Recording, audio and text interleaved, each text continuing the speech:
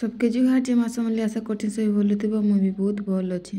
कार्तिक पूर्णिमा उपलक्षे समस्तଙ୍କୁ मोर तरफरु हार्दिक शुभकामना। एटा 4 बजे उठिकी डुंगा भसैकी गाधेइकी मंदिर पहुंची जाइछिन। देखो गाइस केते सारा भीड़ अछन मंदिर ने। नदीरु पानी उठेइकी लाइन रे ठिया हेइ जाइछिन। देखो गाइस केते सारा भीड़ आ लंबा लाइन लागि जाइछे। दर्शन करि सारलु तापरे ऊपर मंदिर दे गलु। एटा हेउछि वेदव्यासଙ୍କ जन्म स्थान।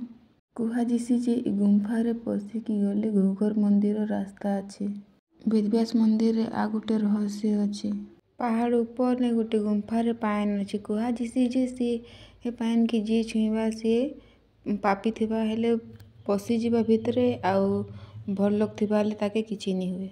मंदिर टा चारिआडे बुलला परे मन टा पूरा शांत लागुथाए। तापरे माँ एने गरीब के दान देले।